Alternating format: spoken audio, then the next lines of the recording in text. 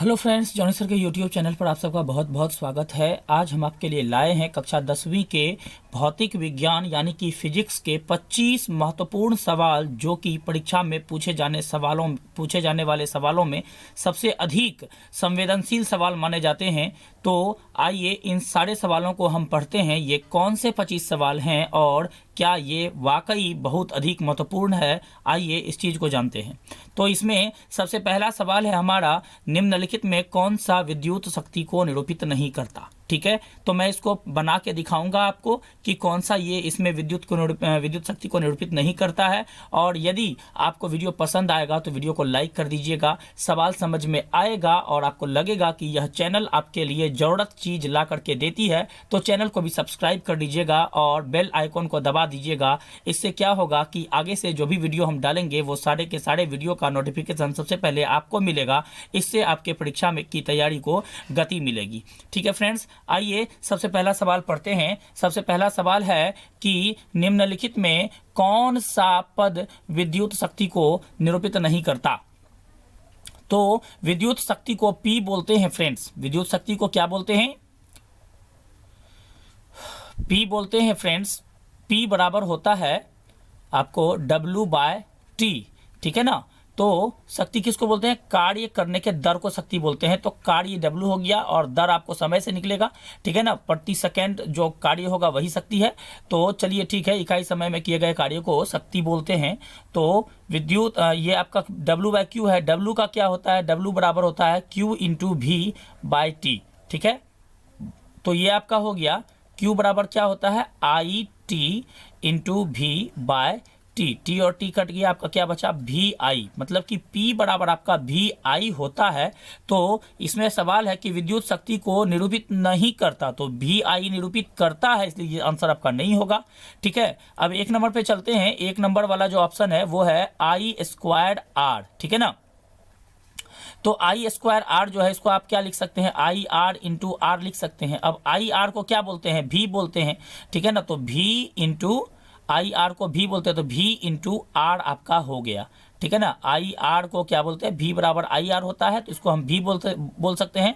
तो यहाँ पे जो है सॉरी यहाँ पर मिस्टेक हुआ, I²R है तो इसको हम क्या लिख सकते हैं? I × IR लिख सकते हैं। ठीक है, तो I बराबर क्या होता है? V होता है।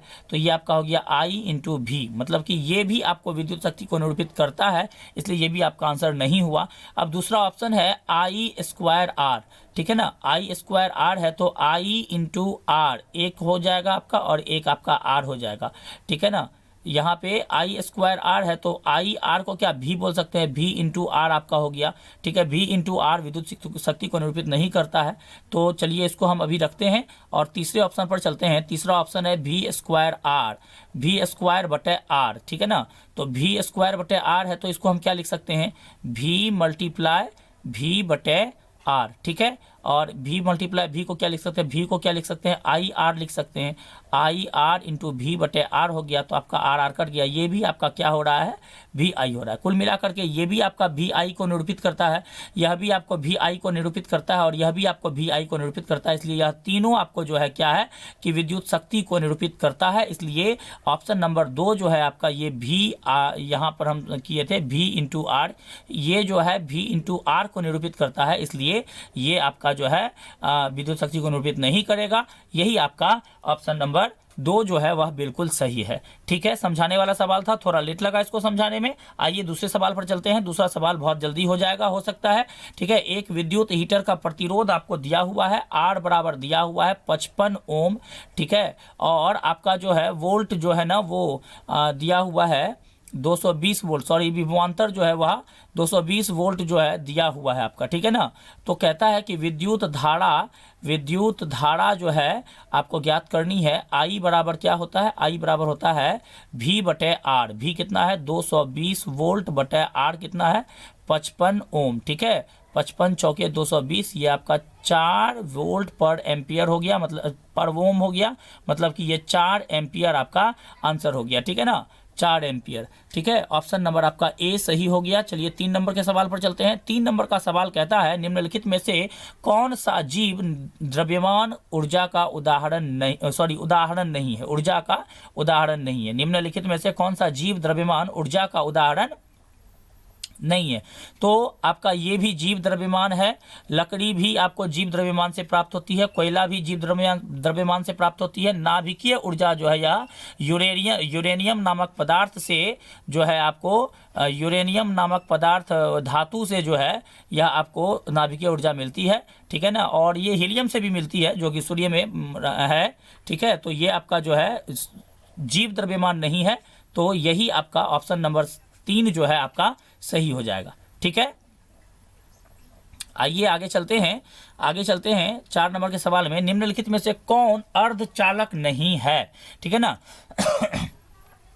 निम्नलिखित में से कौन अर्धचालक नहीं है? यहाँ पर देखिए चालक होगा, चालक नहीं है। ठीक है, तो इसमें से जो है आपका ऑप्शन नंबर 1 सिलिकॉन, ये आपका अर्धचालक है।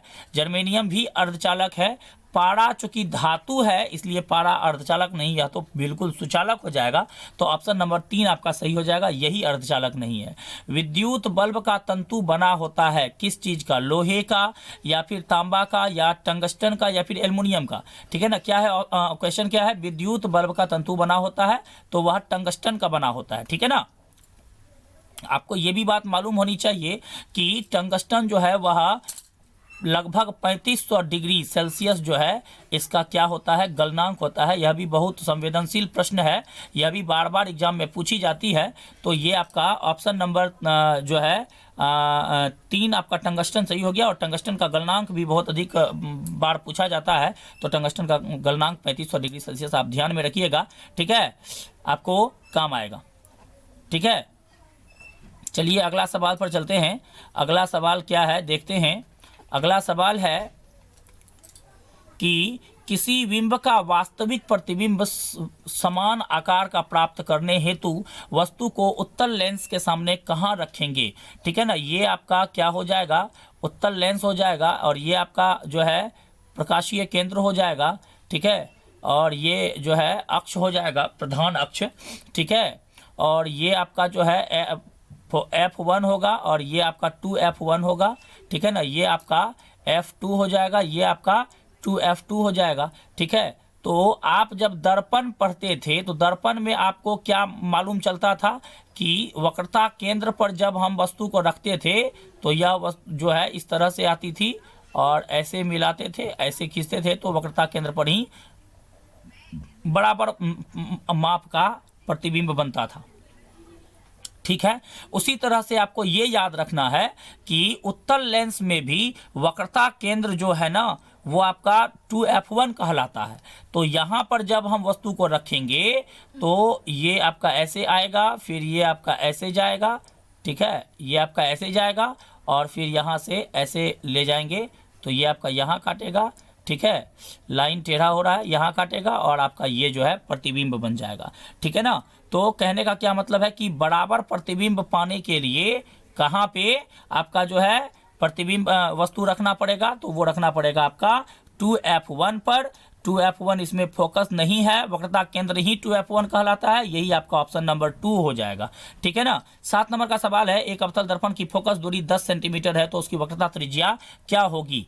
F बराबर क्या होता है? F बराबर होता है R/2 होता है। ठीक है ना, वक्रता त्रिज्या मांग रहा है, बटे में कुछ नहीं, तो एक R बराबर क्या हो जाएगा? 2F हो जाएगा। ठीक है ना, मतलब कि 2 गुना 10 हो जाएगा, मतलब कि ये हो जाएगा 20 सेंटीमीटर। ठीक है, तो आपका ऑप्शन नंबर 2 सही हो जाएगा। आगे चलिए 8 नंबर का सवाल है। विद्युत फ्यूज विद्युत धारा के किस प्रभाव पर कार्य करता है? विद्युत फ्यूज क्या होता है? विद्युत फ्यूज में तो जब शॉर्ट सर्किटिंग लगती है, ठीक है ना, जब ओवरलोडिंग होती है, जिसको आप अतिभारण बोलते हैं, जब ओवरलोडिंग होती है तो ओवरलोडिंग होने के बाद क्या होता है?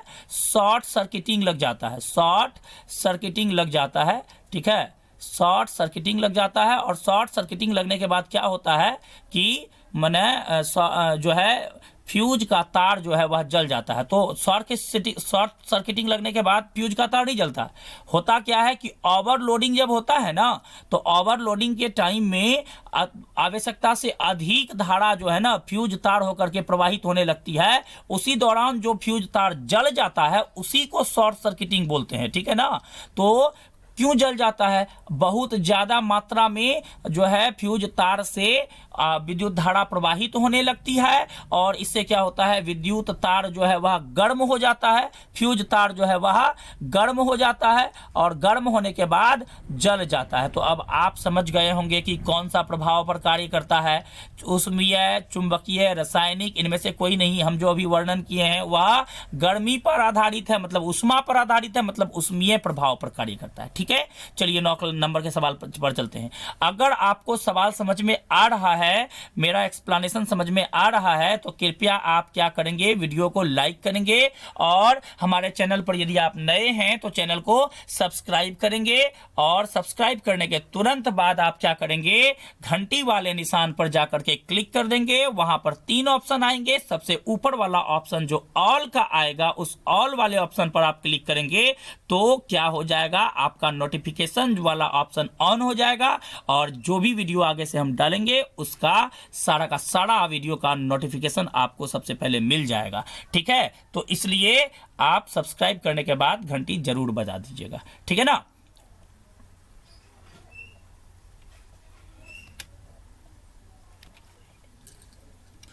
अगला सवाल है, एक कूलम्ब आवेश कितने प्रोटॉनों से बनता है, ठीक है। यहां देखिए आपको कंफ्यूजन होगा इस सवाल में, ठीक है ना। क्या कंफ्यूजन होगा, ये बात आप जान लीजिए कि एक कूलम्ब आवेश बराबर, यदि आप चार्ज की बात करते हैं, ठीक है ना, एक कूलम्ब आवेश बराबर यदि आप चार्ज की आवेश की यदि बात करते हैं तो वो हो जाएगा 1.6 मल्टीप्लाई 10 टू द पावर 19, ठीक है, 10 टू द पावर 19। लेकिन यदि आपको ये पूछे कि एक कूलम्ब आवेश कितने प्रोटॉनों से बनता है तो यहां पे प्लस हो जाएगा, और यदि ये पूछे कि एक कूलम्ब आवेश कितने न्यूट्रॉनों से बनता है, या फिर जनरली आपको पूछ दे कि एक कूलम्ब आवेश बराबर का मान क्या होता है, तो आप क्या करेंगे, जनरली -19 वाला ऑप्शन को चुनेंगे। लेकिन जब ये पूछ दे कि एक कूलम्ब आवेश कितने प्रोटॉनों से बनता है, तब आप क्या करेंगे, ऑप्शन नंबर आप 2 वाला ये चुनेंगे, 1.6 मल्टीप्लाई 10 टू द पावर 19, क्योंकि यही प्लस में है। प्रोटॉन का चार्ज जो है वह प्लस में होता है, ध्यान में रखिएगा, ठीक है ना। 10 नंबर का सवाल है, नाभिकीय ऊर्जा प्राप्त करने हेतु आवश्यक है। नाभिकीय ऊर्जा प्राप्त करने हेतु हीलियम भी आवश्यक है और यूरेनियम से भी प्राप्त होता है। लेकिन जब ऑप्शन में पहला वाला ऑप्शन ही सही है तो आप पहला वाला ऑप्शन हीलियम ही इसमें मार देंगे, ठीक है ना। क्योंकि सूर्य में जो है नाभिकीय संलयन ऊर्जा जो होती है, नाभिकीय संलयन क्रिया जो होती है, वहां से जो है आपको नाभिकीय ऊर्जा जो मिलती है, उसी नाभिकीय ऊर्जा का परिणाम है सौर ऊर्जा, ठीक है ना, प्रकाश, ठीक है ना, सूर्य प्रकाश, ठीक है। तो वहां पर जो है ना हीलियम के परमाणु ही नाभिकीय संलयन करते हैं, इसलिए जो सूर्य से आप सौर ऊर्जा जिसको बोलते हैं वह नाभिकीय ऊर्जा ही है। हीलियम के नाभिक ही वहां पर जो है संलयन करते हैं, तो वह नाभिकीय ऊर्जा ही एक प्रकार का है सौर ऊर्जा। तो ऑप्शन नंबर यूरेनियम के नाभिक को तोड़ करके भी बहुत विशाल मात्रा में जो है ऊर्जा मुक्त होती है। लेकिन यहां तो पहले ही हीलियम आ गया है बेटा, ये जब हीलियम आ जाएगा ना, तब पहले यदि हीलियम आ जाएगा तो हीलियम हम मारेंगे आंसर, ठीक है। और यदि पहले यूरेनियम आता तो हम यूरेनियम मारते, ठीक है ना, क्योंकि दोनों से नाभिकीय ऊर्जा मिलती है, ठीक है। चलिए, अगर क्लियर हो रहा है तो जरूर लाइक करिए, और यदि परेशानी हो रही है तो फिलहाल लाइक मत करिए, कमेंट में जाकर के हमको बताइए कि सर परेशानी हो रही है, और यदि परेशानी को हम ठीक से हल कर दिए तो जरूर इसी वीडियो पे आकर के इसको लाइक कर दीजिएगा, ठीक है। और यदि आप हमारे वीडियो चैनल पर नए हैं तो सब्सक्राइब जरूर कर लीजिएगा। टंगस्टन निम्नलिखित में से किस ताप पर पिघलता है? अब यहां देखिए कभी कभी आपको किसी किसी बुक में मिल जाएगा 3000 डिग्री सेल्सियस, किसी किसी बुक में मिल जाएगा 3500 डिग्री सेल्सियस, लेकिन इसका जो सही गलनांक है वह करीब करीब 3400 डिग्री के 3400 कुछ डिग्री के सेल्सियस के आसपास होता है। इसलिए आप 3500 डिग्री सेल्सियस को मारेंगे। टंगस्टन निम्नलिखित में से किस ताप पर पिघलता है? तो 3500 डिग्री सेल्सियस पर। ठीक है। जीवाश्म ईंधन की ऊर्जा का वास्तविक स्रोत क्या है? जीवाश्म ईंधन की ऊर्जा का वास्तविक स्रोत जो है क्या है? तो देखिए जीवाश्म ईंधन कैसे बनता है।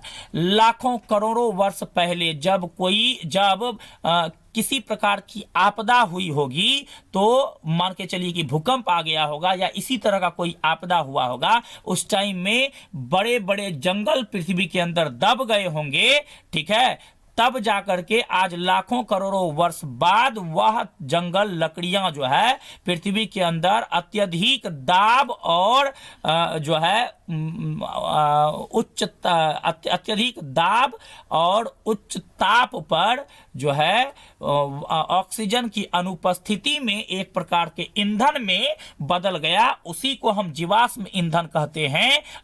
अब आइए इस ऑप्शन पर। नाभिकीय संलयन यह नहीं होता है पृथ्वी के नीचे। चंद्रमा पृथ्वी के नीचे नहीं होता है। सूर्य पृथ्वी के नीचे नहीं होता है। तो सही ऑप्शन क्या हो जाएगा? इनमें से कोई भी जीवाश्म ईंधन की ऊर्जा का वास्तविक स्रोत नहीं है। ठीक है। अगर यहां पर पेड़ पौधे होता तो वो हो सकता था। ठीक है। प्रकाश के परावर्तन के कितने नियम हैं?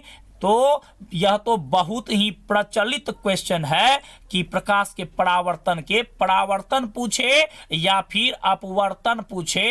आंख बंद करके सोच लीजिएगा कि दो नियम होते हैं और आंख खोल के देखिएगा, फिर दो जहां मिलेगा वहां पर टिक मार दीजिएगा प्रेम से। ठीक है।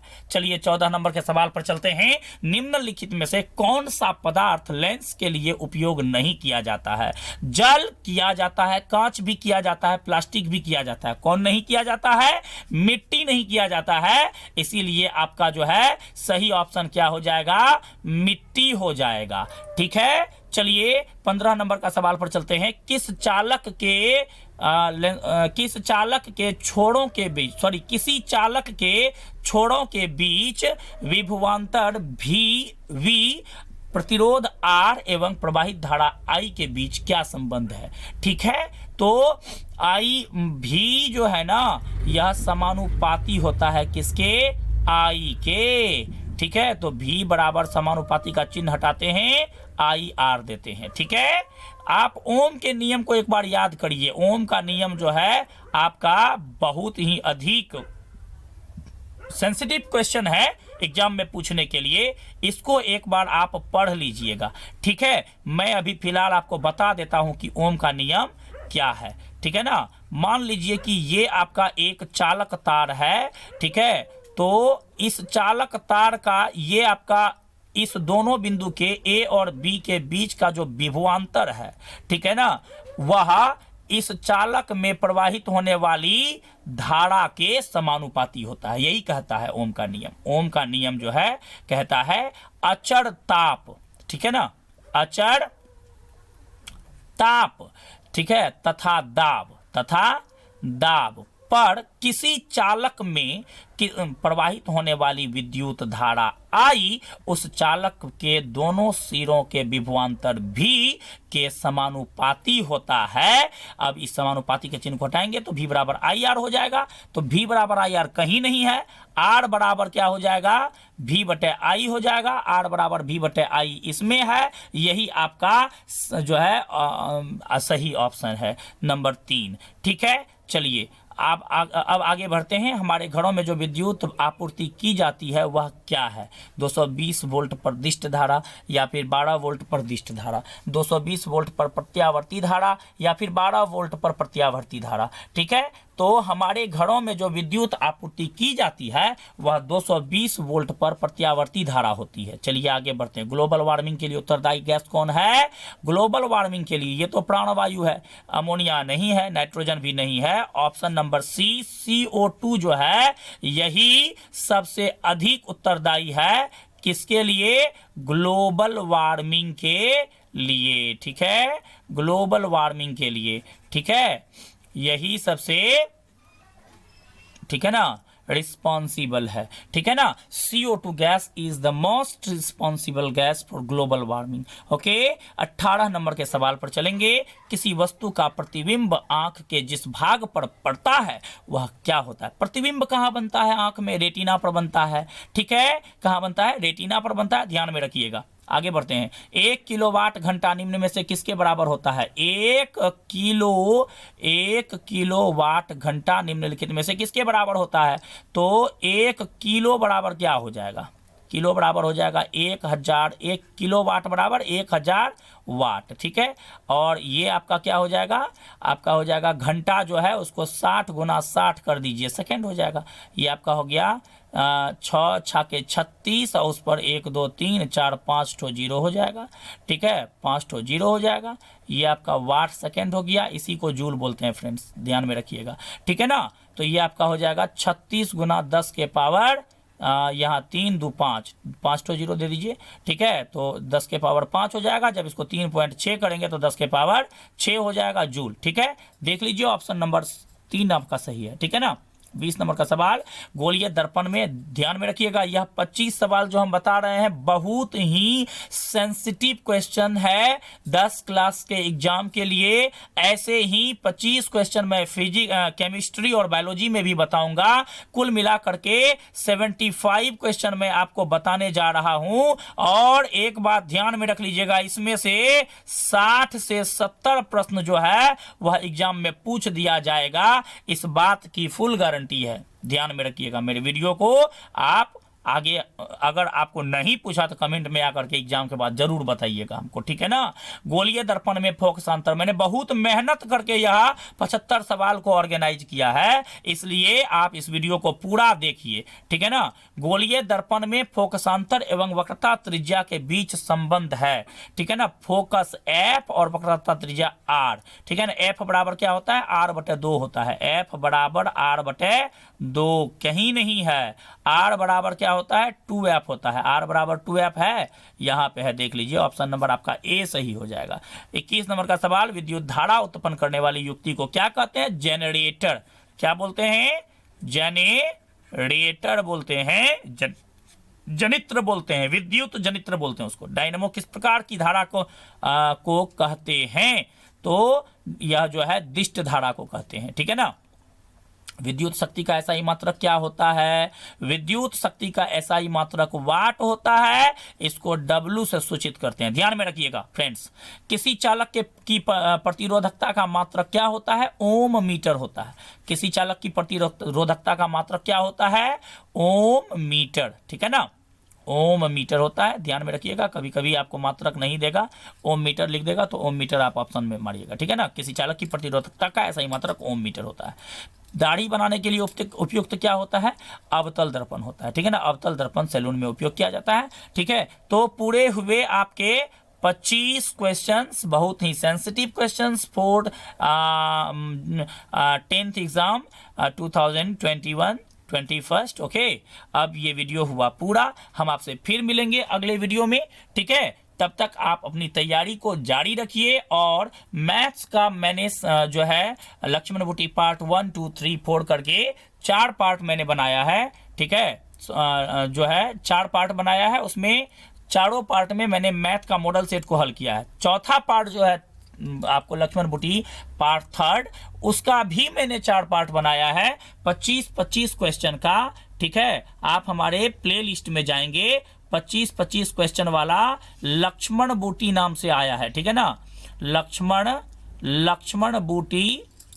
बूटी पार्ट 3 आपको ABCD मिल जाएगा। ठीक है ना, ABCD आपको मिल जाएगा। आप वहां जाकर के वीडियो को देख लेंगे। ठीक है, बहुत ही आसान बना करके सवाल बताने की आदत सी हो गई है मेरी। ठीक है, आप वीडियो देखिए और यदि आपको लगेगा कि वाकई सवाल को बहुत आसान बना करके बताया जा रहा है तो आप हमारे चैनल से लगातार जुड़े रहिएगा। हम आपके एग्जाम की तैयारी लगातार करवाते रहेंगे।